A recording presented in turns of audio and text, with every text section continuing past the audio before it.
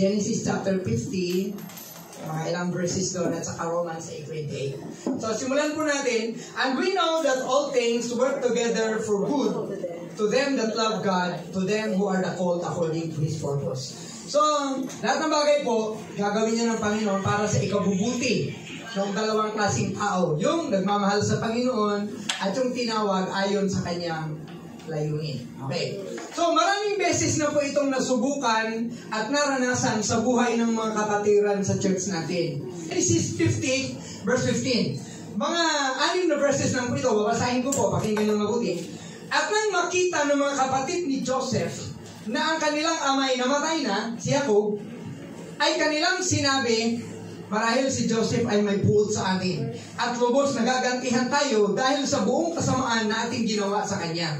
Para doon sa mga mahilig magbasa ng Biblia, talagang palabasan ng Biblia at iniintindi ito, nabasa niyo na ito maraming beses. Ito po yung kwento ng mga anak ni Joseph, anak ni Jacob. 12 po silang lalaki. At isa doon si Joseph. Si Joseph na katagalan ay naging governor ng Egypt. At pinasabi nila kay Joseph, kasi patay na si Jacob, natatakot yung mga kapatid na baka maghiganti na si Joseph sa kanila. Ano bang ginawa nila? Makikita rin natin ito ngayon. At pinasabi nila kay Joseph, iniutos na yung ama bago mamatay. Pero ang totoo niyan, hindi ito iniutos ni Jacob. Kasi sa totoo lang, hindi pa alam ni Jacob paano napunta sa Egypt. Ang ginawa lang nila, pinunit-punit yung kanyang magandang maraming kulay, inilublob sa dugo ng kambing. Pagkatapos sabi, tay, tingnan mo, kaninong damit to? Ay, kay Jacob yan, kay Joseph yan. Kinain siguro siya ng hayop. So, tumanda si Jacob na yun ang baon-baon niya. Alam niya, patay na si Joseph na anak niya. Hindi nila sinabi na, tay, binenta namin si Joseph. Hindi nila sinabi yon. Tapos, ito pa yung kanilang pakulo. Ganito ang sasabihin ninyo kay Joseph. Joseph, patawarin mo. Isinasama ko sa iyo ngayon ang pagsasalangsang ng iyong mga kapatid at ang kanilang kasalanan. Self-serving. Ginamit pa nila ang pangalan ni Jacob. At si Joseph ay umiyak sa kanilang sinabi sa kanya. Okay. At nangyari naman, ang kanyang mga kapatid ay nagpatira pa sa harap niya at kanilang, ibig sabihin mga kapatid, lumuhod sa harapan o talagang dumapa sa sahig sa harapan ni Joseph at nagmakaawa at sinabi, narito kami ang iyong mga lingkod. At sinabi ni Joseph sa kanila, huwag kayong matakot sapagkat nasa kalagayan ba ako ng Diyos? Diyos ba ako? At tungkol sa inyo, ito ang sabi ni Joseph, ibig sabihin, kahit pinatawad na, hindi pa rin nakalimot. Hindi talaga nakakalimutan yan. Kaya para doon sa mga ginawang masama, maaaring pinatawad ka na, pero naaalala pa din yung ginawa mo. Kaya huwag magpakakampante. Sabi ni Joseph, at tungkol sa inyo, ay inyong binalak ang kasamaan laban sa akin. Ibig sabihin, naalala ni Joseph. Ngunit, ipinalagay ng Diyos na kabutihan. All things work together for good. Upang mangyari ang gaya sa araw na ito na iligtas ang buhay ng maraming tao. Ano ba nangyari? Kasi nagkaroon po ng sobrang famine, sobrang tagutom. At dahil sa sobrang tagutom, naubusan na ng pagkain si Jacob at ang kanyang mga lahi, bumili sila sa Egypt. It so happened, sa panahon ito, si Joseph ay governor na ng Egypt. Yung kanilang itinapon sa balon na walang tubig, yung kanilang papatayin sana, binenta na lang sa mga Ismailites. Ngayon, governor na ng Egypt. How can you face that?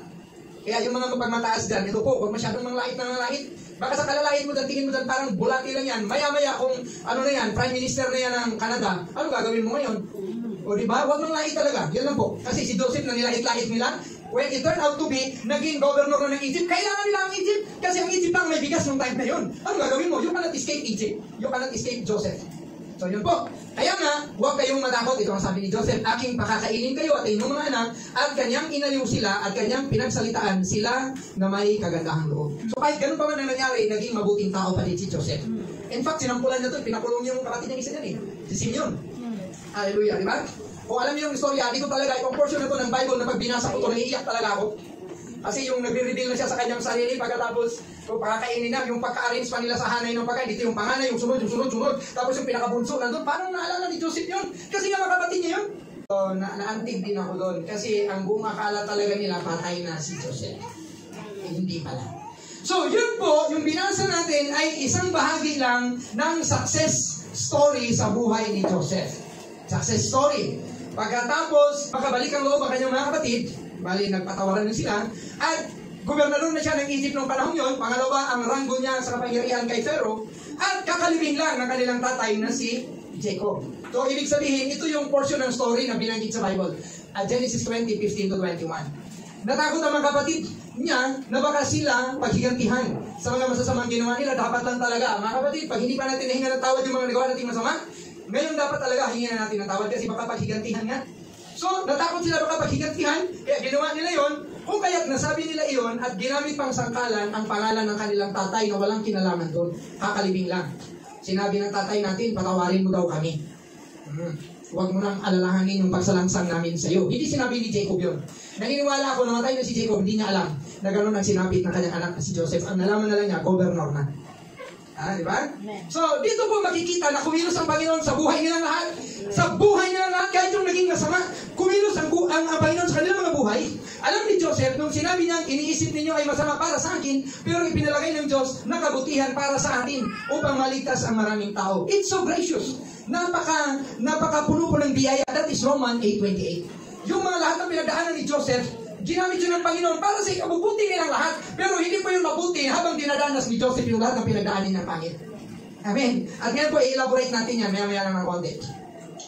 Isa itong gawa ng Panginoon sa buhay ni Joseph kung paanong nakaya niyang magpatawad at pakakainin ang lahat ng kanyang mga kapatid at pamilya nito pagkatapos ng ginawa nila sa kanya.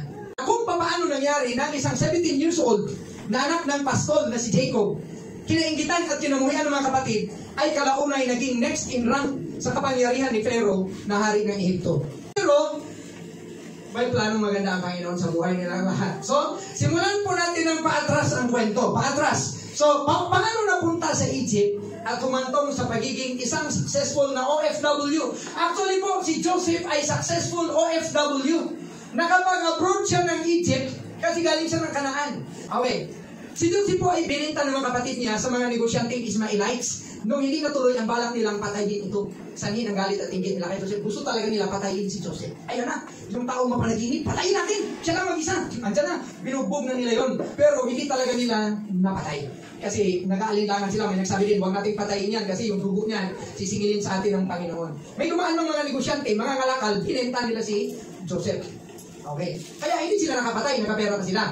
Okay. So, biyaya ng Diyos na hindi sila nagtagumpay na patayin si Joseph dahil may plano ang Panginoon sa mga buhay nila. Amen. Nakarating si Joseph sa Egypt bilang isang alipin. Ito po ay yung walang sweldo po ang alipin. Kahit sipain ka dyan, hindi ka makainin, okay lang yan kasi binayaran kita, binili kita. Yan po ang estado ng alipin. Bawal yan mag-resign, bawal yan tumakas. Kasi pag alipin ka, you have no rights of your own. Binili kita eh. You are my property.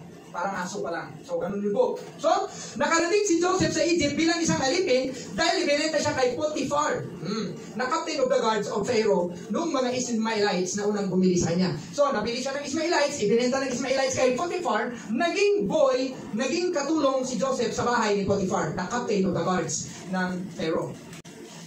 Bakit naman nagalit kay Joseph ang mga kapatid niya? Paatras na nga yung kwento natin. Si Joseph po kasi ay malapit sa puso at mas mahal ni Jacob bilang anak niya kay Raquel nung may edad na siya. Anak pala siya ni Raquel. Si Raquel ang babaeng mas minahal ni Jacob sa dalawa niyang naging mga asawa. So dalawa pala ang naging asawa ni Jacob, si Raquel at yung isa, si Leah. Mas minahal ni Jacob si Raquel. Minahal si Joseph ni Jacob, minahal yung anak ng tatay dahil matagal niyang inasam at inantay at pinanabikan na magkaanak siya kasi love niya si Raquel. Pero hindi nagkaanak dahil isinara ng Panginoon ang kanyang matres at may edad na si Jacob nung ipanganak ni Rachel o ni Raquel si Joseph. At bakit naman naging dalawa ang asawa ni Jacob? Dahil sa tradisyon na sinusunod ni Laban, ang tatay ni Raquel at Leah, natiyuhin naman ni Jacob dahil kapatid ito ni Rebecca na kanyang nanay. Si Rebecca, mag-asawa sila ni Isaac. Si Rebecca, kapatid niya si Laban. Si Laban ay kapatid ni Rebecca na nanay ni Jacob. Rebecca, nanay ni Jacob. Okay. So, malinaw na. Si Jacob ay pinapunta ni Rebecca sa malayong bayan ni Laban. Ang tawag po ng lugar na yon ay Padan Aram or Mesopotamia, the city of Nahor, dahil pinatakas siya nito mula sa galit ng kapatid o kakambal niyang si Esau. Bakit naman nagalit si Esau? Nagalit si Esau dahil inagaw nito ang kanyang birthright kapalit ng isang mangkok na lugaw isang araw nung siya ay umuwing gutom na gutom at walang makain. Gutom na gutom si Esau, siya ang panganay, galing siya sa pangahunting, wala siyang huli, gutom na siya. Sa timing naglulugaw si Jacob. Sabi ni Esau, hingin ng lugaw. Sabi, hindi ko ito bibigay sa'yo. Dapat bayaran mo to. Ano naman ibabayad ko dyan? Yung pagkapanganay mo. Akin na yung pagkapanganay mo. Bibigyan kita ng lugaw. Dahil sa gutom na si Esau, sabi niya, bahala na yung pagkapanganay na yan. Sige, sa'yo na yung pagkapanganay, akin na yung lugaw. Ganyan po, naipagpalit ni Esau ang kanyang pagkapanganay.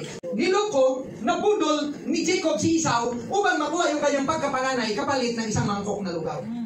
Amen. So yung kanyang birthright natangay para lang masolusyonan yung kalam ng kanyang sikmura. Pwede naman saan siya magkantay ng another 30 minutes. Nakapagluto na siya ng kamuting kahoy. Pero talagang gutom na siya.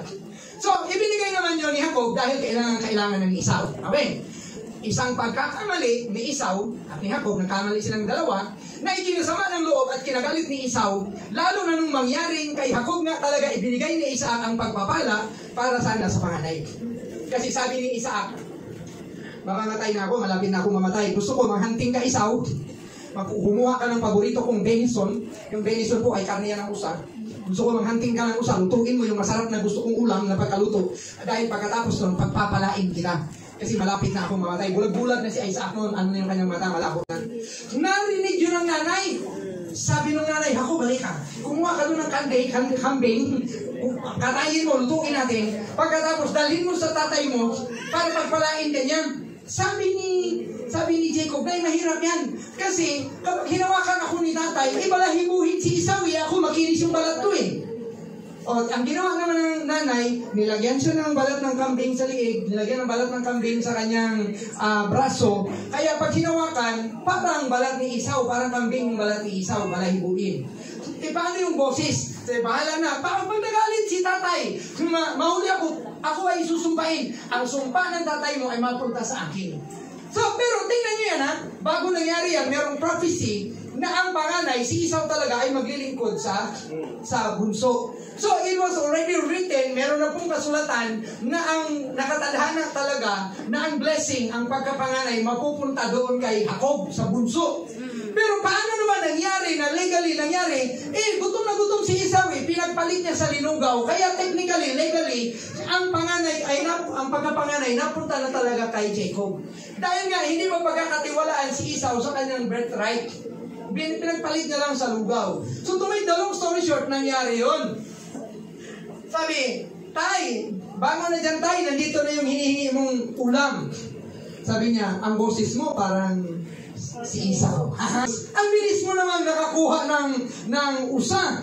Pinagpala ako ng Panginoon tay, halika, hinawakan. Kung paghawak dito, siyempre, balahibuin, balat ng kambing. Di ang niya, si Esau na talaga to. Pagkatapos niyang kumain, pinagpala siya ni Isaac.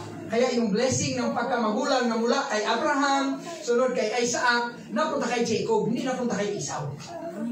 Paka pa natin yun? Pero bago pa nangyari yun, dati na nakasulat na ang bunso, ang siyang pagpapalain, ang siyang kumbaga mamumulo sa kuya. Okay, so to make the long story short, nung nangyari ito, galit na galit si Esau kasi 2 beses na siyang nabudol. Una, yung kanyang pagkapanganay, nakuha, kapalit ng lugaw. Ngayon, si Jacob na ang pinagpala. Kaya, dahil sa galit at sama ng loob kay Jacob, pinagbantaan ni Esau na actually, itong pinag-uusapan natin, ito ay summary ng Genesis 25 hanggang 50. Kaya kung gusto nyo itong mabasa, balikan nyo, basahin nyo yung Genesis 25, 26, 27 hanggang 50. Yan po yung kabuuan ng istorya. At then, sa galit at sama ng loob ni Jacob, ni Esau, pinagbantaan ito ni Esau na papatayin niya pagdating ng panahon kung matapos ng pagluluksa sakaling mamatay ang kanilang amang si Isaac. Sabi ba, sige lang. Pag namatay na si tatay at natapos na yung lamay, papatayin kita, Jacob. Yun ang sabi ni Esau. Narinig po yun ni Rebecca. At nung malaman yun ni Rebecca, dahil ayaw nang mapahabak ang kahit isa man sa kanyang anak, pinaalis niya ngayon si Jacob papunta sa bayan ng tiyuhin itong si Laban. Sabi niya, anak, pumunta ka doon sa bayan ng tiyo mo, sa Padan Aram or Mesopotamia. Pumunta ka ng Mesopotamia para doon ka makahanap ng mapapangasawa. Kasi yun din yung pinapaalam nila kay Isaac. Okay? So, sa madaling sabi, napadpad si Jacob sa Padan Aram doon kay Laban dahil natakot siya sa kanyang kapatid na si Esau baka siya patayin. Ang ginawa na lang dahilan ng nanay na sabihin na lang nila sa kanyang tatay na si Isaac upang hindi siya makapag-asawa ng Canaanite woman dito kasi kinasuskuluman nila ang Canaanite woman. Kasi yun ang sabi ng Panginoon. So with Isaac's and Rebecca's permission, nanirahan si Jacob sa Padan Aram. Hindi po ito si Joseph. Nanirahan si Jacob sa Padan Aram sa bahay ni Laban. At na-inlove siya kay Rachel, na kanyang first degree cousin na mas batang anak ni Laban compared kay Leah. So, nandun sa kanyang tiyuhin, na-inlove siya sa kanyang cousin. Doon kasi dati, pwede pa mag-asawa ang cousin. Okay. Sa kanilang panahon. Later on, hindi na pwede. So, inalok siya ni Laban na ibibigay ko sa iyo si Rachel o Raquel kung magtatrabaho ka sa akin ng 7 taon sa aking hayupan bilang pastol. Pumayag naman si Jacob. So, naglingkod si Jacob kay Laban sa loob ng 7 taon para mapangasawa niya si Rachel. Okay. Ang problema, nung gabi na pagkatapos ng seremonyas ng kasal, habang lasing ang mga bisita, pati si Jacob, ay dinaya siya ni Laban. At si Leah ang ibinigay sa kanya bilang asawa sa halip na si Rachel na kanyang mahal. Diba? So, anong tingin nyo dyan? Masaya ba kayo niyan? Nagalit si Jacob kinabukasan, kinaumagahan. Dahil nung makita niya na si Leah ang kanyang katabi at hindi si Rachel, ayon sa napagkasunduan. Kasi lasing na sila, di ba? Tatanggapin mo ba? Opo. Tatanggapin mo ba? Opo. Mag-asawa na kayo. Okay. Tapos gabi-gabi na, sige, uwi na kayo. So pagpunta ni Jacob sa kanyang tent, ang ibinigay ni Laban sa kanya, si Leah, hindi si Rachel. So natulog sila. Walang malay si Jacob, walang malay sila anong ginawa nila. Basta pagkising nila kay bukasan, uy! Bakit ikaw yung katabi ko? Hindi ikaw yung pinakasalan ko. Diba? Ang laking ting-ting. So nagalit si Jacob, kinakumagahan, at kanyang kinumpronta si Laban. Hallelujah! Nagpaliwanag si Laban na labag sa kanilang kaugalian na unang mag-asawa ang ate kaysa bunso. Di ba may mga ganyan tayo?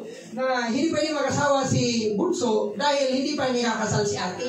So may mga pamahingin pa yan na magbabayad ka ng ilang libo. O magbabayad ka ng ilang libo kasi gusto mo lang overtake. O hindi pwedeng overtaking sa kanilang lahi. So unang nakasal si Leah. Kaya nadismaya si Jacob. At upang hindi magalit si Jacob, inalok siya ulit ni Laban. Sabi ni Laban, tapusin mo lang ang 2 weeks na wedding ceremony sa kay Leah.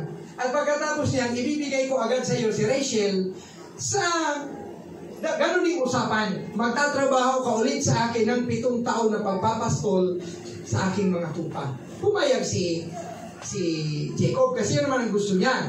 Kaya in short, nagtrabaho siya ng 7 taon, pagkatapos pinakasalan niya si Rachel. Pero ang ibinigay ay si Leah. After 2 weeks, ipinakasal ulit sa kanya si Rachel. So, yun yung sabihin, in 2 weeks time, dalawa ang napangasawa ni Jacob, si Leah at si Rachel. Para hindi siya magalit. At matapos ang higit 20 years, na taong pagsisilbi ni Jacob kay Laban, umalis na siya sa piling nito bilang isang mayaman sa mga hayupan kasi pinagpala siya ng Panginoon. Umalis siyang kasama ang kanyang 2 asawa, 2 alila, at 12 anak, including Dinah, at mga alagang hayop, at sila ay bumalik sa Kanaan. Hindi pa po isinisilang nung time na to si Benjamin. Okay. So, 11 lalaki at 1 babae ang lahat na naging anak ni Jacob sa Padan Aram or sa Mesopotamia. Subalit, mas minahal talaga ni Jacob si Joseph higit sa kanilang lahat. Ganun talaga kasi yun yung anak ng pinakamamahal ng napangasawa o babae. Kaya mas mahal niya si Jacob at nag-iisa pa. At si Joseph. At ginawan pa niya si Joseph ng magandang damit na may maraming kulay. Okay. The robe of many colors. Bihira po dati magkaroon ka ng damit na maraming kulay. Kasi minsan pag nagtitina sila ng mga tela, isang kulay lang yun, bultuhan. Hindi po katulad ngayon, isang damit, ang daming kulay. So, special po yung damit na yun. At lubos na pinagsilosan at kinainggitan ng mga kapatid nito. So, dagdag pa po sa selos kasi tayo po ay umaatras pabalik. Bakit nagalit yung mga kapatid ni Joseph sa kanya? Dagdag pa sa selos at inggit ay ang kanyang naging panaginip kasi nanaginip po 2 beses si Jacob. At yung panaginip niya sabi, Tay, Nanaginip ako, nag-ani daw tayo. Yung mga inani ko daw, ay pinatayo kung ganyan, yung inani nilang trigo or wheat. Di ba? Pagkatapos mong gapasin yan, tatalian mo, papatayuin mo gano'n. Sabi, ang nakita ko sa paniginip ko tayo, yung aking daw inani ay nakatayo at yung inyong mga inani ay nakayuko, nakaharap sa aking inani. Tapos, sunod, nakita niya daw na lumuhod sa kanyang harapan ang mga buwan, bituin at araw. To, ang sabi niya po, ano ang ibig mong sabihin? Kami ang yung nanay at yung mga kapatid luluhod sa iyo. So, isa pa yun sa ginagalit sa kanyang mga kapatid kasi nung ininterpret po yung panaginip na yun, ang kahulugan ay maghahari si Jacob sa kanila at luluhod sila sa harapan ni Jacob, ni Joseph, kanyang kapatid at mga magulang. Na Jacob na naman. Basta ang pinag-uusapan natin dito, si Joseph. So, galit din ang mga kapatid ni Joseph sa kanyang pagsusumbong kay Jacob sa mga kasalanan ginagawa nila habang nagpapasol sila ng mga tupa. Kasi po, si Joseph ay dahil naging paborito ng tatay, sasabihin, anak, tingnan mo nga yung mga kapatid mo, anong ginagawa? Ay tay, si ano nag-jolin. Tapos si ano doon, nag-text lang, gano'n. Oh, yung ginawa nila, paano yung mga hayop ay napila yung isa tay, pag uwi nun, pagagalitan yun ni Jacob. Kaya galit na galit sila kay Joseph kasi sumbungero pa. Yun naman talaga ang utos ng tatay. Diba? Tingnan mo nga ang ginagawa nila. Ay, hindi nila pinakain yung mga tupa tayo. Ayun, naligo sila sa River Jordan. Kunyari mga gano'n, palo na naman yun pag uwi nila. So, naiintindihan nyo na po ba ngayon kung bakit galit na galit sila at nais silang patayin si Joseph? Ewan ko sa atin, siguro sa atin, wala namang ganun kagalit na gusto ng patayin. Pero pag nainis talaga yung sibling rivalry, pag nagalit talaga sa kapatid, parang ayaw nila sa kapatid nila.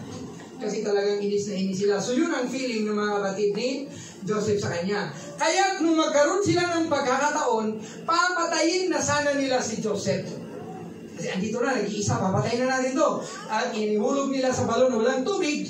Pinagpupunit ang damit nito na maraming kulay, nilagyan ng dugo ng kambing, at yun ang dinala nila sa kanilang tatay at pinakita, tay, kilalanin nyo nga kaninong damit ito. So naniwala si Jacob na namatay na ang kanyang anak na si Joseph. So, ang nangyari talaga mga kapatid, mabuti na lang at may isang nagsuggest, ibenta na lang natin to dyan sa mga negosyante, pagkapirahan pa natin. So kaya nabenta nila si Joseph.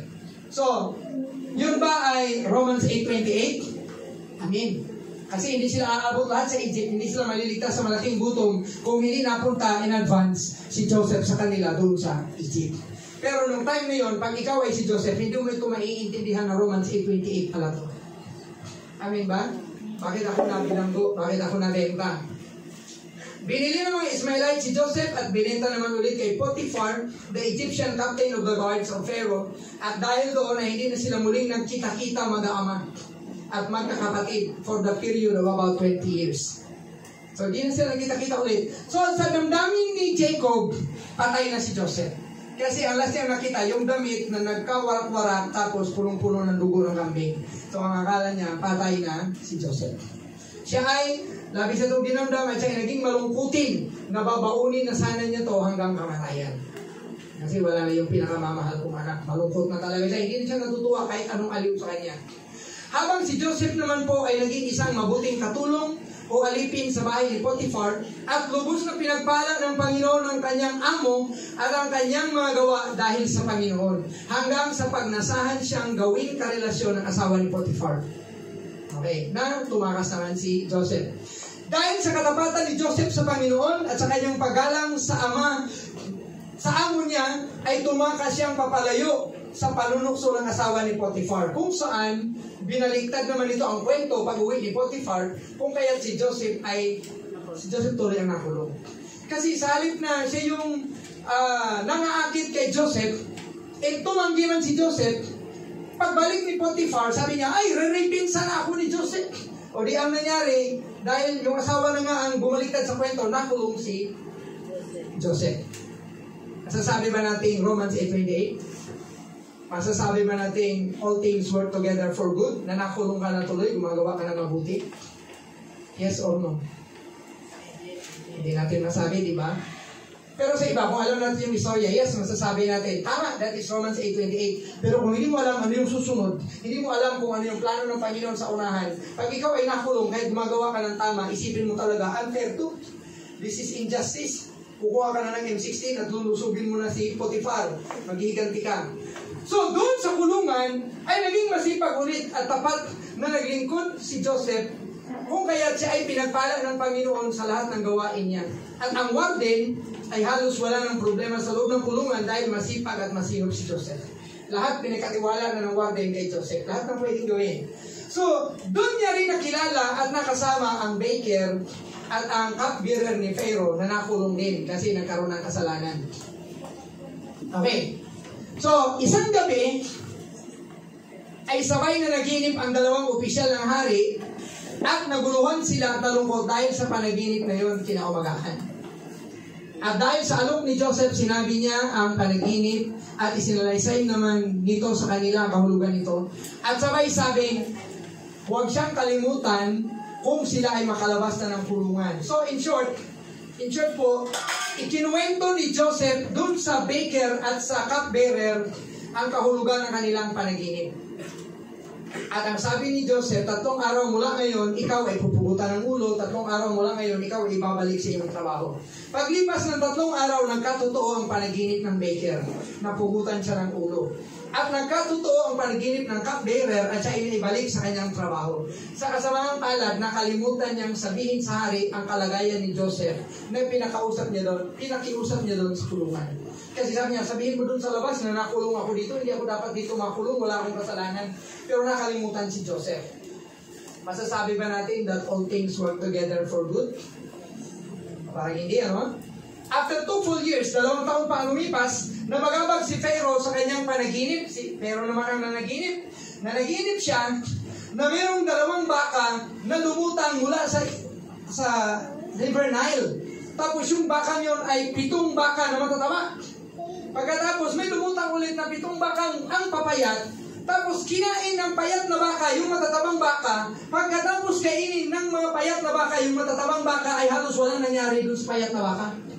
So nagbuluhan siya, ano yung panaginip na yun? Tapos natulog siya ulit, nung natulog siya, nanaginip siya ulit na merong 7 mais na tumubo sa isang puno ng mais. Merong 7 puso. Pagkatapos meron ulit tumubo na matataba. Tapos may tumubo ulit na 7 puso ng mais na mga papayat. Pagkatapos, kinain ng mga payat yung matataba. Kaya iwas-iwas kayo yan mga matataba. Baka kainin din ng mga papayat. Yan ay joke lang. So, kinain ng mga payat yung matataba. Pagkatapos nilang kainin, halos walang nangyari. Di ba, siyempre, pag kumain ka, di ba, ang dami mong kinain, at least man lang lalaki yung tiyan. Pero yung mga payat na mais, nung kinain yung matatabang mais, halos walang nangyari. Nung kinain ng payat na baka, yung matatabang baka, halos walang nangyari. Naguluhan ang hari nito, hindi niya maintindihan yung kanyang panaginip. Doon pa lang naalala ng cupbearer si Joseph na agad pinatawag ni Pharaoh at pinaliwanag naman sa kanya ni Joseph ng maayos ang kahulugan ng panaginip.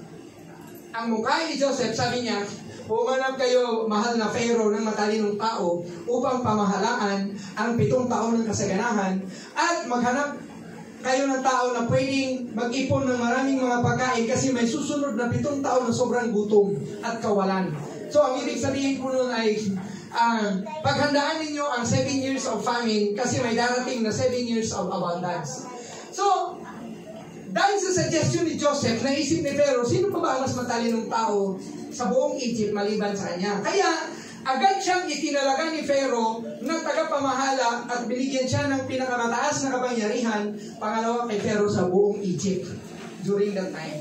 So, kaya sa isang iglap po ay nabago ang buhay ni Joseph. In an instant, isang iglap. Kahapon, siya ay isang ordinaryong bilanggo lamang. Ngunit ngayon ay isa na siyang pinakamakapangyarihang tao sa buong Ehipto. Second only to Pharaoh in rank. So, masasabi na po ba natin Romans 8:28 na po ba ito? All things work together for good. Kaya paglilingon natin yung pinagdaanan ni Joseph, lahat yun ay naging preparasyon hanggang sa mapunta siya sa Egypt, hanggang sa mag-interpret siya ng panaginip ng dalawang mga bilanggo, hanggang sa nanaginip ang hari at walang maka-interpret ng panaginip, at doon siya na-i-recommend ng cupbearer. At nung in-interpret niya yung panaginip ng hari, sabi ng hari, sino po ba ang matalinong tao sa Egypt maliban sa iyo na pwedeng gumawa ng sinasuggest mo? Kaya kahapon siya ay bilanggo, ngayon, siya na ang next in rank to Pharaoh. That is Romans 8:28. Di po ba? Amen. All things work together for good. So, okay lang, nabenta siya. Okay lang, nakulong siya. Okay lang, kinalimutan siya. Okay lang, gusto siyang patayin ng mga kapatid niya. Pero sa dulo, magiging hari siya. Next in rank kay Pharaoh sa buong Egypto. Amen? Naintindihan po ba natin ito? So, naging busy po si Joseph nung sumunod ng mga taon sa pamamahala at pag-iimbak ng mga pagkain at sa ganang ani ng mga tao sa buong Ehipto. So, we were so busy on the last 7 years. Gumawa si Joseph ng naglalakihang mga bodega ng pagkain na dahil na rin sa dami ay hindi na niya binilang katagalan ng mga ito. Kasi sobrang dami. Gumawa siya malalaking bodega, puno na yung mga bodega. Hindi niya mabilang kung ilang bodega. Kasi sobra talaga yung ani. Sobra talagang abundance. Okay? Dahil sa dakilang kaparaanan at kapangyarihan ng Panginoon, ginamit niya ang great famine upang makapunta ang mga kapatid ni Joseph sa Egypt upang bumili ng pagkain. Bakit? Dahil nung panahon yun, walang ibang pagkain sa buong mundo maliban sa Egypt. At nung pumunta sila sa Egypt, wala silang ibang dadaanan kundi kay Joseph, kasi si Joseph ang namamahala sa lahat ng pagbebenta at pamamahala ng pagkain. Kaya nagkita-kita sila ulit doon. So yun po ang naging dahilan upang makita ulit ni Joseph ang kanyang mga kapatid at gumawa siya ng pamamaraan upang makipag-reconcile sa kanila. Hindi siya gumawa ng paraan upang patayin yung mga kapatid niya, upang paghigantihan sila. In short, nanaig din, makikita talaga natin na sa buhay ni Joseph, meron siyang takot at pagmamahal sa Panginoon. Kasi kaya na niya talaga, yun na nga, kaya niyang i-hold ng ilang araw dun sa Egypt kasi pinagbibintangan niya mga spy. Okay. So yun din po ang naging dahilan kung bakit si Jacob at ang kanyang angkan ay nakalipat sa pinakamainam na lupain ng Egypt sa Goshen, kung saan sila ay nanirahan bilang mga pastol sa loob ng mahigit 400 years. So masasabi natin sa puntong ito, all things work together for good to those that love God and are called according to God's purpose. So may purpose ang Panginoon kay Joseph, may purpose ang Panginoon kay Jacob, kasi si Jacob ay ang magiging Israel. Pagkatapos yung kanyang mga anak ay magiging 12 tribes of Israel. May purpose ang Panginoon kay Joseph. Kaya lahat na ito ay nangyari dahil mahal nila ang Panginoon. Nangyari ang lahat na ito mabubuting bagay dahil lumakad sila ayon sa kalooban ng Panginoon. Hallelujah. Ngayon ang tanong, ano po ba ang kinalaman ng kwentong to sa buhay natin? So yan po ang pinakatanong. May makukuha po ba tayong aral mula dito? Bakit ito pinag-uusapan natin? I believe and agree with many Bible scholars that Joseph portrays the picture or type of the Lord Jesus Christ in this story. Dito po sa Old Testament, marami pong tinatawag na types and figures. Si Joseph po ay maihalin tulad natin kay Panginoong Jesucristo. Ang kwento ni Joseph ay maihalin tulad natin sa kwento ng Panginoong Jesucristo. Si Joseph po ay naging savior ng 12 tribes of Israel and the whole world during the time of famine. Dahil kung hindi pa si Joseph ginamit ng Panginoon, hindi maiimbak ang maraming pagkain, hindi nila masisave ang mga tao sa gutom na dumating. Kasi 7 years din yung famine niya. In the same way, Jesus is the Savior of the Jews and the Savior of the world from sin, from death, and hell. So, ang matututunan natin dito, si Joseph ng Old Testament is the type or is a picture of the Lord Jesus Christ in the New Testament. Amen. Si Joseph po ay itinakwil. Si Joseph ay gustong patayin ng kanyang mga kapatid. Si Jesus ganoon din, itinakwil siya ng mga Hudyo. Pinatay siya ng mga Hudyo. Di ba? So, si Jesus at si Joseph ay meron silang similarity. Si Joseph in the Old Testament ay nagpo-portray kung paano darating si Jesus Christ at gagawin yung kanyang role dito sa lupa. Jesus came to seek and to save those that were lost. And Jesus came so that we may have life and have it more abundantly. So, sa totoo lang, kung kamag-anak ka ni Joseph nung panahon yun, ligtas ka sa famine. Bakit? Napaka-mabuting tao ni Joseph. Amen ba? Amen. So, ganun ding paraan, kung tayo ay malapit sa Panginoon, maliligtas tayo. Kasi yun naman talaga ang kalooban ng Panginoon. On the other hand, hand, we need to learn and see the biblical truth and pattern. So ito po yung gusto kong i-drive sa atin ngayon, yung katotohanan at yung pattern upang masunod natin yung pattern na yun, yung katotohanan na yun, upang mangyari sa atin ang all things will work together for our good. Gusto ko ba natin to?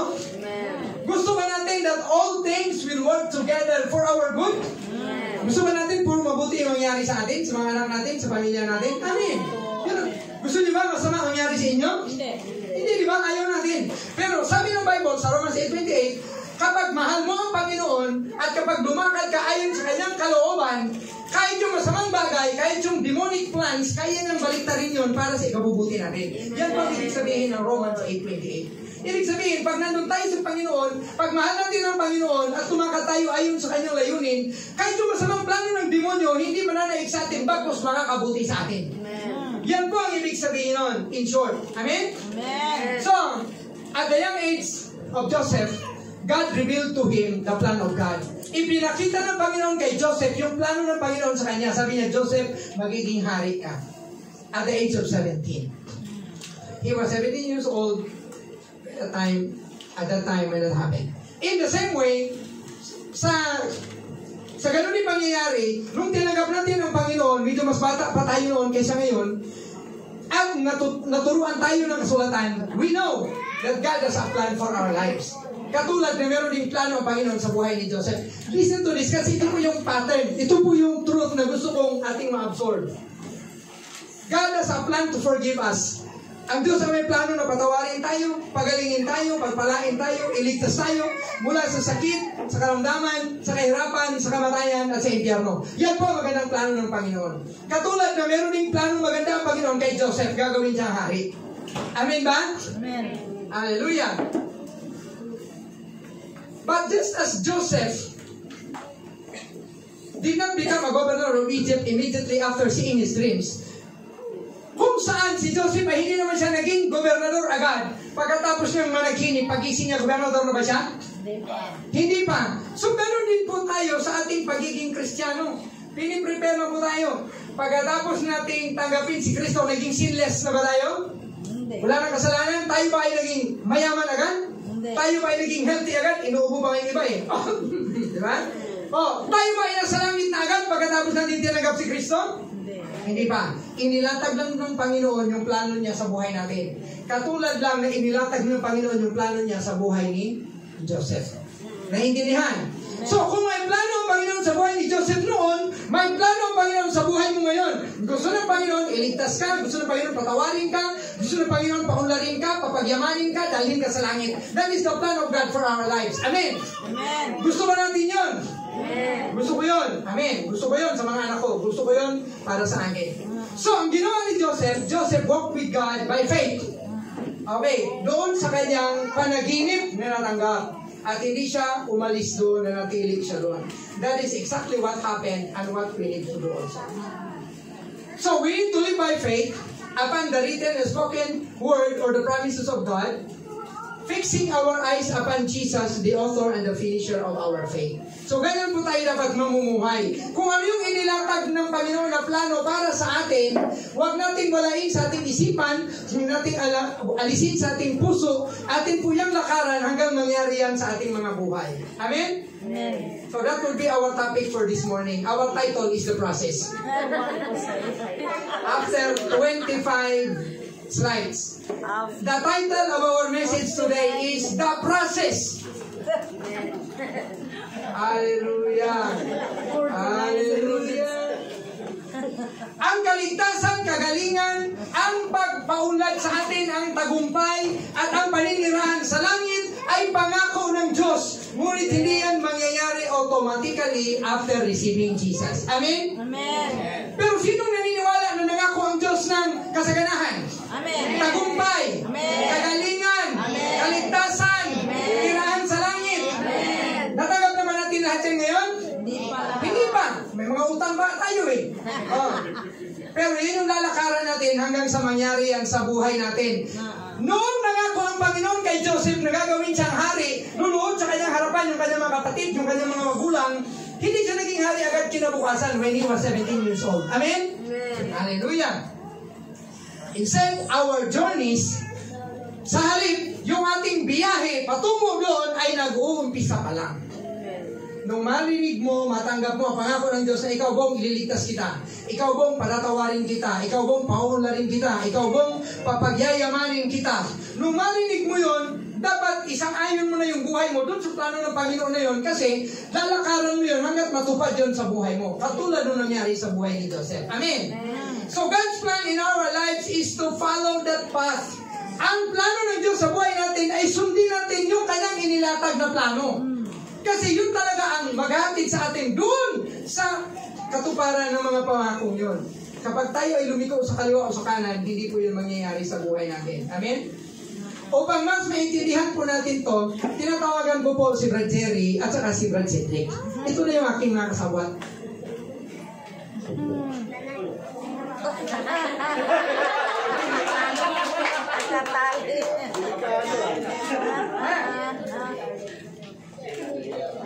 Brad Jerry, hawakan mo itong isang dulo.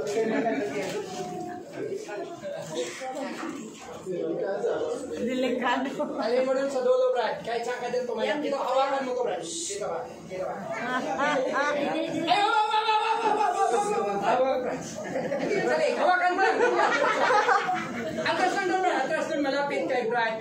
Dandan. Yan, hawakan mo lang. Dito, maging straight siya, ganyan. Maging straight. Hawak lang, ganyan. Okay, explain ko doon.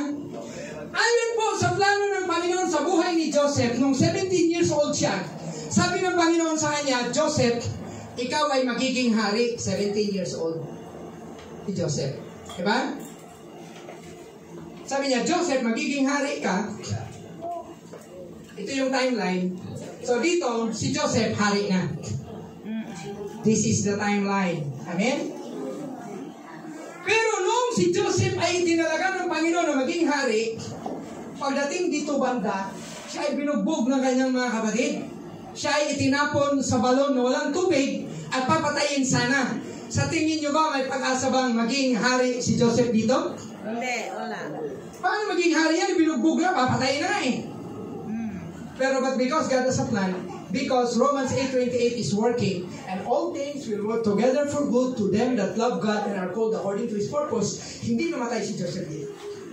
Because Romans 8:28 is true. Amen? Amen. So nung umusan si Joseph dito, ibinenta na siya, di ba? Nung nagtatrabaho siya na maayos dun sa kanyang amo, ay gusto siyang gawing kabit ng asawa ni Potiphar. Tumanggi siya. Okay.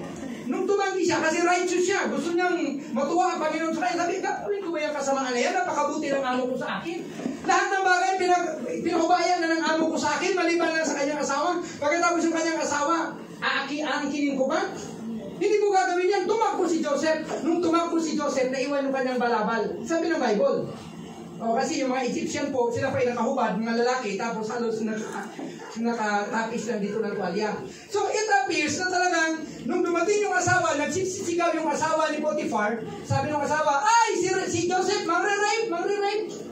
Ang sabi na ngayon ni Potiphar, ang sama mo Joseph, binigay ko na sa iyo lahat. Gagawin mo pa yung kasamaan yan? Pinakulong si Joseph. Nung si Joseph ay nakulong dito, doon, pinangakuan siya magiging hari. Pagdating dito, nakulong siya. May pag-asa mo ba siya maging hari? Mas lalong wala. Ha? Wala na. So dito, nakulong siya. Okay. Tapos nung nakulong siya, naging kaibigan niya yung baker at saka yung cupbearer. Tapos na naginip yung dalawa, sabi nung isa na naginip ako, yung bitbit kong mga tinapay ay may ibon na dumapo at saka tinuka yung tinapay. Sabi naman ngayon ni Joseph, ay ang kahulugan yan, pareha lang yung panaginip yung dalawa. 3 days from now, mangyayari, ikaw baker, pupugutan ka ng ulo, at ikaw cupbearer, ibabalik ka sa trabaho mo. Tapos sabi ni Joseph, pag nangyari yan, wag ninyo akong kalimutan. Nangyari na nga. 3 days after, nangyari yung panaginip, pinugutan ng ulo yung baker, pinabalik sa trabaho yung cupbearer, pero nakalimutan si Joseph. And then 2 years ang lumipas, nakalimutan si Joseph. So ito po, gusto kong tingnan ninyo. Maaring pinangakuan ka ng Diyos na, di ba sabi ni Jesus, I have come so that you may have life and have it more abundantly. Sino nakarinig sa pangakong yan? Ako naniniwala ako na nung tinanggap ko si Kristo bilang Panginoon tagapagligtas, ang Panginoon ay nangako sa akin na bibigyan niya ako ng masaganang buhay. Kaya mula nung ako'y bata pa, Ang plano ng Panginoon sa akin ay magkaroon ng masaganang buhay. Pero sa aking pinagdaanan mula doon hanggang dito, ang daming utang. Nasaan ang masaganang buhay dyan? Ang technique po, walang tayong ihiwalay sa kalooban ng Panginoon. Let us continue to love God and let us continue to work according to God's calling in our lives. Kasi ang nangyari po, 2 years, lumipas, nakalimutan yung pangako noong cupbearer kay Joseph. Pero pagdating sa panahong ito, yung paraon ay nanaginip. Ay yung panaginip na nga, yung 7 mais na mga payat, kinain yung mga mais na matataba, at hindi man lang sila naapektuhan. At yung mga payat na baka, kinain yung matatabang baka, hindi man lang din sila naapektuhan. Sa time na to, sabi ni Pharaoh, tawagin mo yun si Joseph. So dumating si Joseph, sabi niya, mahal na hari, ito po ang kahulugan ng iyong panaginip. Ay inyong panaginip na 2 klase ay isa lang po ang kahulugan. Ibig sabihin, inulit ng Panginoon yun 2 beses kasi siguradong mangyayari po yun. Magkakaroon po ng 7 taon ng kasaganahan sa buong Egypt. Sobrang sagana ang aanihin. At magkakaroon din po ng sobrang tagtuyot at taggutom na makakalimutan yung sobrang kasaganaan ng ating pinagdaanan. Kaya magtalaga po kayo ng taong matalino na nakakaintindi upang ipunin ang lahat ng pagkain sa panahon ng kasaganahan upang mapaghandaan ang 7 taon ng kahirapan. Sabi ngayon ni Pharaoh, sino pa ba sa buong Ehipto ang mas matalino pa kaysa sa iyo? Kaya ngayon, ina-appoint kita, Joseph. Ikaw ang magiging next in rank sa akin sa araw na to. Walang tatayo, walang upo sa Egypt kung hindi mo sasabihin. Wow, that was a power na pinagkaloob ng Panginoon. So kung titingnan ninyo, mula doon sa 17 years old, si Joseph walang nangyayari. Pero ang pangako ng Panginoon, magiging hari ka. Siya ay ibinenta, siya ay binugbog, siya ay ikinulong, walang nangyari. Pero pagdating ng panahon, sa tamang panahon, kahapon, bilanggo pa siya. Ngayon ay hari na siya. Next in rank to Pharaoh. Palakpakan po natin ang Panginoon. Kaya itago.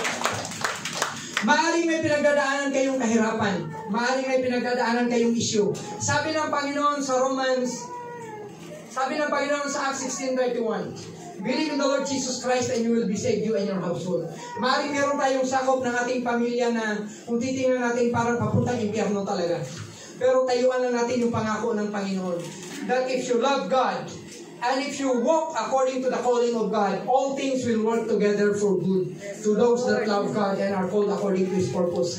Mga kapatid, kahit ano pang gawin ng kaaway, kahit masama pa yung kanyang gawin, kasi sabi ng Bible, all things will work together for good. Kahit yung masamang bagay, di ba masama yung bubugin mo si Joseph? Masama yung ibenta mo yung kapatid mo, di ba? Masama yung papatayin mo na sana yung kapatid mo. Pero hindi mamatay-matay because God has a plan for the life of Joseph. Amen. When God has a plan for your life, when God has a plan for your family, walang magagawa ang demonyo para sirain ang pamilya mo, para sirain ang buhay mo. Ang kailangan mo lang gawin, dalawa lang. Mahalin mo ang Panginoon mong Diyos at sumunod ka ayon sa pagkatawag ng Panginoon sa iyo, at ang lahat ng mga bagay, kahit masamang bagay, gagamitin na ng Panginoon para sa ikabubuti mo. Hallelujah. Yan po ang katotohanan. Bakbakan po natin ang Panginoon. Okay, salamat, Brad Cedric and Brad Jerry. Okay, yun po ay totally straight. Ngayon po, kung ano man yung tawag ng Panginoon sa iyo, di ba, minsan, di ba, may hinihingi tayo sa Panginoon, sabi ng Panginoon, ako ay gagaling na. Bakit ngayon, paray pa din ang ubo ko, kung ano pa. Basta maniwala lang kayo, God has a plan. Yes, Lord. Meron ako napakinggan about healing kanina. Kasi ang sabi ng preacher, the moment na narinig mo, sinabi ng Panginoon na magaling ka na, by His stripes you are healed, magaling ka na. Kasi yun ang sabi ng Panginoon. Meron daw babae na nagpapatutuo sa kada fellowship nila kasi nagkaroon sila ng seminar. Nung gabi na tawag ng alcohol yung pastor, sino ang may mga sakit dito, come forward, ipag-pray. Lumapit yung isang babae, merong waiter na lalaki. Sabi ng babae, gusto ko pastor, gumaling yung waiter ko. Sabi ng pastor, sa pangalan ni Jesus, ikaw ay magaling na, nilay hands. Kasi sabi ng salita ng Panginoon, sa pamamagitan ng kanyang mga latay, ikaw ay magaling na. Nakikinig ko ba kayo? Ano nga yung sakit ng babae? Waiter. Anong sinabi ng pastor? Ikaw ay naayon na. Sa pangalan ng Panginoon, ikaw ay magaling na. Kasi sa pamamagitan ng kanyang mga latay, ikaw ay magaling na. The following year, Sabi ng pastor, sino yung gusto magpatotoo dito sa kagalingan na ginawa ng Panginoon? Lumapit dito ako magpatotoo. Lumapit yung babae, ang laki ng waiter, sabi niya. Nagpapasalamat ako sa Panginoon kasi 1 year na ngayon na pinagaling ako ng Panginoon sa waiter ko. Tingin lahat ng mga tao. Pinagaling siya ng waiter, pero ang laki-laki na kanyang liig dyan. Di bumaba siya, pasalamat sa mga tao. Then next year, di pangalawang taon na ng kanilang conference. Sino ang gusto magpasalamat dyan? Lumapit ulit yung babae, nagpasalamat siya. Nagpapasalamat ako sa Panginoon kasi ito na yung 2 years anniversary na pinagaling na ako ng Panginoon sa sakit kong goiter. Sabi ng mga tao, bakit may goiter pa rin? Sabi pinagaling. Ngayon, nag-usap-usap na sila sa committee nila. Pastor, sa sunod, huwag mo nang patatayuin yung babae niyan. Kasi, bakit yung kanyang testimony na pinagaling, bakit nandiyan pa rin yung kanyang malaking waiter? Di ba malaking ano yun? Parang, kasinungalingan? Pinagaling, meron namang malaking waiter. Noong pangatlong taon na, sino ang gusto magpasalamat sa ginawa ng Panginoon sa kanyang buhay? Tumayo ulit yung babae, pumunta sa front. Sabi na, ay sister, hindi ka na pwedeng tumayo. Nandiyan pa rin yung waiter niya. Hindi, tatayo ako. Sabi niya. Tumay siya. Sabi niya, Panginoon, pwede ba tanggalin mo itong waiter na to? Kasi pinagaling mo na ito 3 years ago para makita nila na ako ay totoong pinagaling na. Tinagal ng Panginoon, agad-agad nawala yung waiter. Kasi naniniwala yung babae niyo na on the day na siya ay pinag-pray, magaling na siya. Kaya lang, hindi nangyari agad yung physical manifestation. Iba po yung confession of your faith. Iba din po yung physical na katayuan ng buhay mo. Ang atin po dapat, we should live by faith. We should not live by our sight. We should not live by our feelings. We should not live by our taste or kung ano man yung mga physical nating mga senses. Amen. Panginoon, pwede ba tanggalin mo itong waiter na to para makita nila na pinagaling mo na ako 3 years ago na wala agad yung waiter niya. Kasi minsan, yung paniniwala ng tao, magaling na siya. Bakla kung ano nakikita niyo dyan. Basta ako, feeling ko, pinagaling na ako kasi totoo ang sinabi ng Diyos sa akin. Amen? Ganyan po tayo mamuhay, living by faith. Huwag tayong tumingin sa thermometer. Huwag tayong tumingin sa ating bank account. Tumingin tayo sa sinabi ng Panginoon, pagpapalain ko kayo, papagyayamanin ko kayo, ibibigay ko sa inyo lahat ng hihingi ninyo. Doon tayo nakafocus sa pangako ng Panginoon, hindi sa physical na nangyayari sa buhay natin. Kasi kung doon tayo nakatingin sa physical, we are living by sight. And we are not living by faith. Living by faith is being sure of the things that are hoped for. The things that we do not see. We believe the things that we do not see. Amen. Amen. Kaya ngayon, pwede natin sabihin, salamat sa Panginoon, tayo lahat sa CLC-PAN, ginawa na ng Panginoon mga masasagana ang mga buhay. Amen. Hindi na po masama kung tag-iisang kongsi lang tayo, okay lang yun. Amen. Bakit din ang pangako ng Panginoon according to His promise? Balikan po ninyo ang John 10:10, verse B. Kasi dalawa po kasi yan. Sabi ng unang verse A, for the thief cometh for to kill, to steal, and to destroy. Sabi ng verse B, but I have come so that you may have life and have it more abundantly. Ang pagparito ni Jesus ay upang bigyan tayo ng masaganang buhay. Kailan ka nagkaroon ng masaganang buhay? Yan po ang tanong. Kailan ka nagkaroon ng masaganang buhay? Noong narinig mo yung pangako ng Panginoon o kung kailan yun mangyari? Noong naniwala. Noong naniwala ka, masagana na ang buhay mo. Inaantay na lang natin ang manifestation. Inaantay na lang natin na dumating yun sa ating buhay. Kasi totoo ang salita ng Panginoon eh. Amin ba? Sabi pa nga ng preacher na napakinggan ko ngayon, ang pagtanggap ng kagalingan, pagtanggap ng pagpapala, at ang pagtanggap ng kaligtasan, pare-pareho lang yan by faith. Di ba nung tinanggap natin si Kristo? Sumunod ka sa aking prayer. Sumunod. Panginoon, tinatanggap kita. Aking Panginoon, at tagapagligtas. Pumasok ka sa aking puso, sa pangalan ni Jesus, amen. O ano, ligtas ka na ba? O ligtas na? Kasi tumanggap ka, di ba? Amen. Bakit yung kagalingan? Hindi tayo agad makapaniwala. Kasi nandyan pa rin yung ating kamay na nakaganon. Di ba? Bakit tingnan mo yung buhay mo? Bakit? Banal ka na ba? Pagkatapos mong tinanggap si Jesus, nasa langit ka na ba agad? Hindi yan, nagsisinungaling ka na ba din mamaya? Iinom ka din mamaya? O bakit gano'n? Bakit ligtas ka na? So gano'n din natin tanggapin yung Word of God. Kung ano yung sinabi ng Word of God, just receive it by faith and live it according to the faith na pinagkaloob ng Panginoon sa inyo. Ang sikreto, huwag kang hihiwalay doon sa timeline. Huwag kang ihiwalay doon sa lubid. Huwag kang ihiwalay sa kalooban ng Panginoon. Kasi kung nandun ka sa kalooban ng Panginoon, lahat ng bagay, kahit masama, kahit mga plano ng demonyo, hindi yan mananalo laban sa iyo. Because all things will work together for good to them that love God and are called according to His purpose. Hallelujah! Hallelujah! Ang daming hadlang para maging hari si Joseph. Pero dahil nanatili siya sa kalooban ng Panginoon, nangyari ang kalooban ng Panginoon sa kanyang buhay. Ganon din sa ating buhay. Mga kapatid, dalawa lang ang paraan para mangyari ang mga plano ng Panginoon sa buhay natin. Let us continue to love God and let us continue to serve God according to His calling for us. Mga kapatid, tinawag tayo ng Panginoon na maglingkod sa Kanya. Maglingkod tayo! Amen. Tinawag tayo ng Panginoon na mahalin natin ang Panginoon. Mahalin natin ang Panginoon. Paano mo may mapakita na mahal mo ang Panginoon? Amen. Paano mo may mapakita na mahal mo ang isang dalaga? Siguro dapat higit pa doon, ipapakita natin, mahal natin ang Panginoon. Nagsasamba ka, nag-attend ka sa gawain, nagbabasa ka ng Bible, nananalangin ka, nag-i-enjoy ka sa presensya ng Panginoon. Kasi kung hindi mo mahal yung tao, hindi ka mag-i-enjoy sa kanyang presensya. Ganon din ang pagmamahal sa Panginoon. Amen. At ang balik naman noon, napakaganda. All things will work together for your good if you love me. All things will work together for your good if you work according to my purpose in your life. Amen. So, ngayon po, parang ibinabalik tayo ng Panginoon sa original na plan niya sa ating buhay. Ang original na plano ng Panginoon sa ating buhay ay dalawa lang. Tinanong si Jesus, Lord, what is the greatest commandment? The greatest commandment is that you should love the Lord your God with all your heart, with all your soul, and with all your strength. This is the first commandment. And the second is, you shall love your neighbor as yourself. Matthew 22. Amen. Amen mga kapatid? Amen. So tayo mga kapatid, kung saan tayo napupunta, hinahanap natin yung mga blessing na kung saan, mali yun eh. Unahin ang Panginoon, Matthew 6:33. Pag inuna mo ang Panginoon, idadagdag lahat ng bagay. Pero pag inuna mo yung mga bagay-bagay, nawawala ang Panginoon, nawala lahat ng blessing. Nawala lahat ng blessing. Sabi po ng Haggai chapter 2, nagtanim kayo ng marami, konti ang inyong inani.